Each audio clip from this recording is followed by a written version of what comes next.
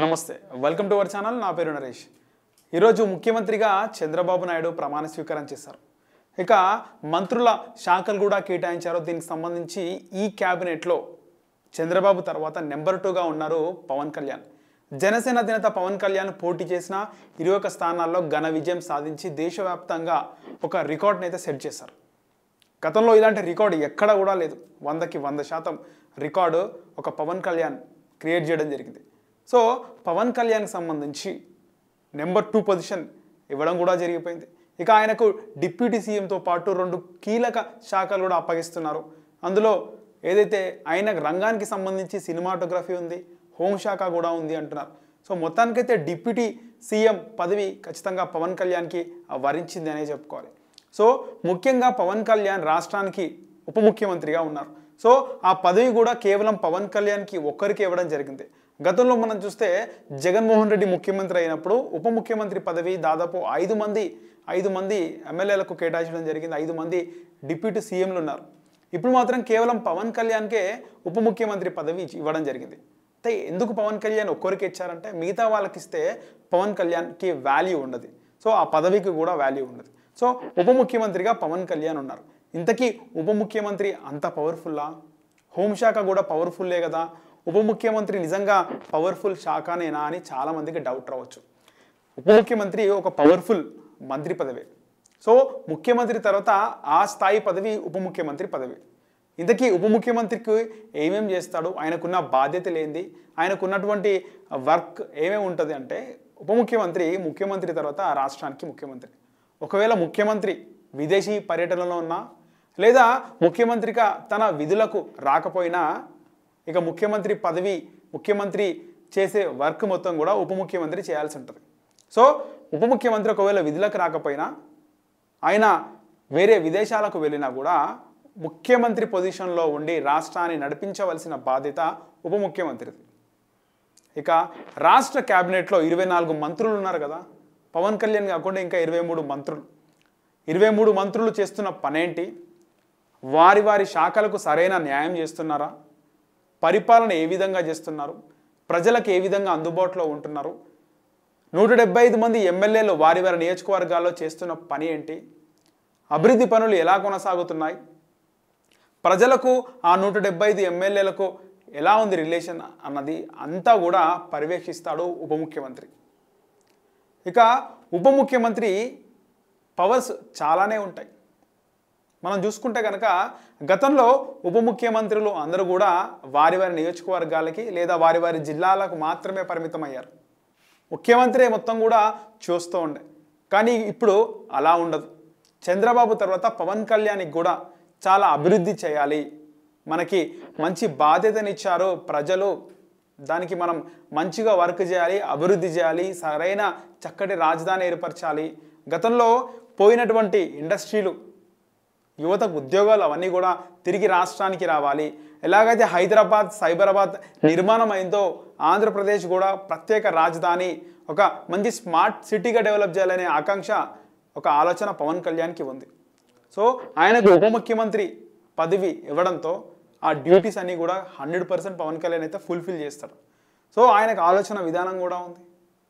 So మొత్తం రాష్ట్ర వ్యాప్తంగా, నియోజకవర్గాల వ్యాప్తంగా మంత్రుల శాఖలు, మంత్రులు చేస్తున్న పనితీరు అవన్నీ కూడా దగ్గరుండి పర్యవేక్షిస్తాడు పవన్ కళ్యాణ్.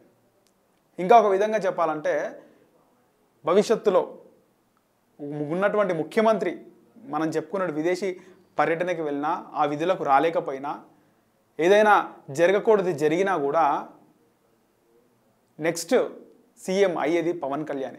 ఇక ముఖ్యమంత్రి తర్వాత ఏదైనా అనుకోని సిచ్యువేషన్లో ముఖ్యమంత్రిగా వ్యవహరించేది పవన్ కళ్యాణ్. అలాంటి powerful seat deputy CM seat. So చాలామందికి డిప్యూటీ సీఎం అంటే నామకే వాస్తే ఇస్తారు deputy CM. So deputy CM అంటే ఏదో ముఖ్యమంత్రి తర్వాత అది ఒక వైస్ ముఖ్యమంత్రి అని అనుకుంటూ ఉంటారు. సో హోంమంత్రికి చాలా పవర్స్ ఉంటాయి.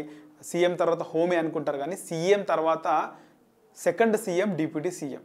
సో మొత్తానికి ఈసారి ఇన్ని సంవత్సరాలుగా, ఇన్ని దశాబ్దాలుగా ఉమ్మడి రాష్ట్రం ఉన్నప్పటి నుంచి డిప్యూటీ సీఎంలకి సరైన గౌరవం లేదా నామకే వాత్సే ఏదో ప్రోటోకాల్ ప్రకారం ఇవ్వడం జరిగింది అని అందరూ అనుకుంటూనే ఉన్నారు.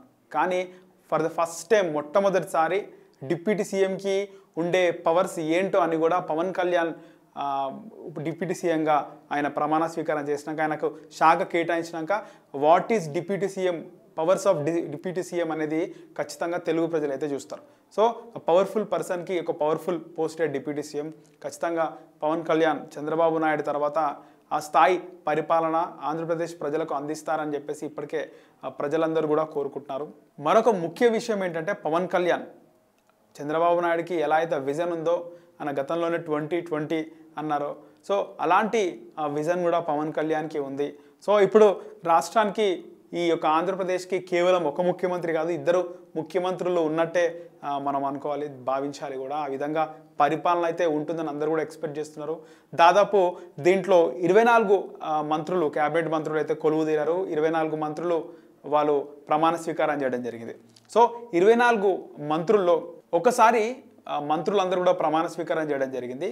కులాల ప్రాతిపదికన ఎవరెవరికి ఏ కులానికి ఎన్ని మంత్రిత్వ శాఖలు ఇచ్చారో ఒకసారి మనం చూద్దాం. ముఖ్యంగా బీసీలకి తెలుగుదేశం పార్టీ అంటే ఒక బీసీల పార్టీ అని అంటారు.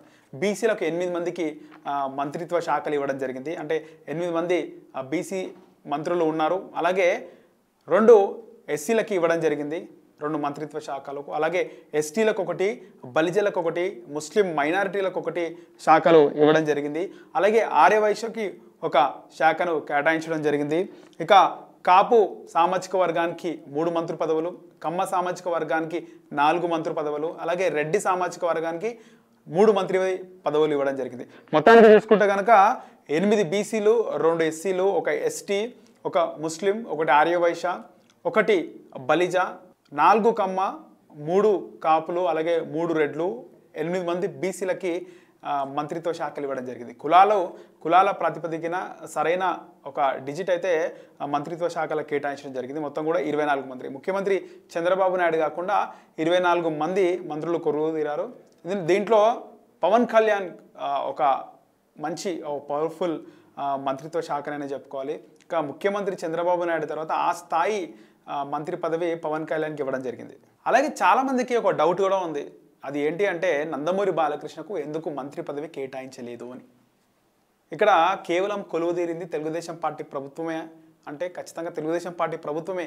కానీ తెలుగుదేశం పార్టీతో పాటు ఇందులో జనసేనకు అలాగే భారతీయ జనతా పార్టీకి సమన్వయం చేయవలసిన పరిస్థితి ఎలాగా ఉంది. సో విజయంలో వాళ్ళు తోడున్నారు. ఈరోజు మెజారిటీ సంఖ్య టీడీపీ ఎమ్మెల్యేలు రావడం జరిగింది. కానీ వాళ్ళు ఎప్పుడైతే యుద్ధానికి ఎన్నికల సమరానికి వెళ్ళినప్పుడు ఇటు బీజేపీ సపోర్ట్ తీసుకున్నారు, అటు జనసేన సపోర్ట్ తీసుకున్నారు. సో ఈ 2 పార్టీలు కూడా సరైన సమన్వయం చేయాలి.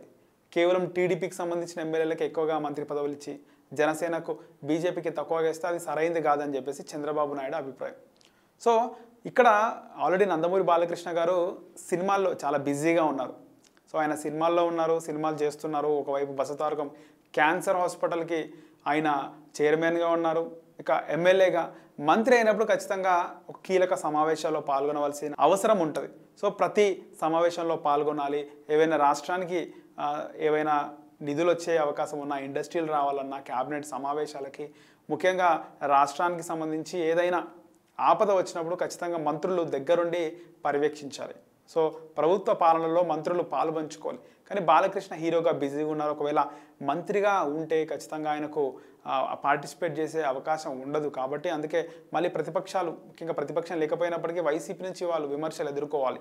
సో ఈ విధంగా నందమూరి బాలకృష్ణకు అక్కడ మంత్రి పదవి అనేది ఇవ్వలేదు. సో ఇక్కడ లోకేష్ ఆల్రెడీ నందమూరి బాలకృష్ణ అల్లుడు, మేనల్లుడితో పాటు సొంత అల్లుడు కూడా ఆయనకు మంత్రి పదవి ఇవ్వడం జరిగింది.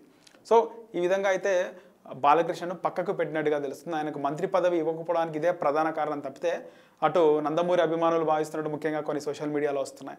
సో ఎన్టీఆర్ కుమారుడు, అన్నగారి కుమారుడికి 3వ సారి హైట్రిక్ ఎమ్మెల్యేగా ఉన్న బాలకృష్ణకు మంత్రి పదవి ఇవ్వకపోవడం బాధాకరమని కొంతమంది పోస్టులు పెడుతున్నారు. దీనికి సంబంధించి వాళ్ళైతే చెబుతున్న మాట ఇది.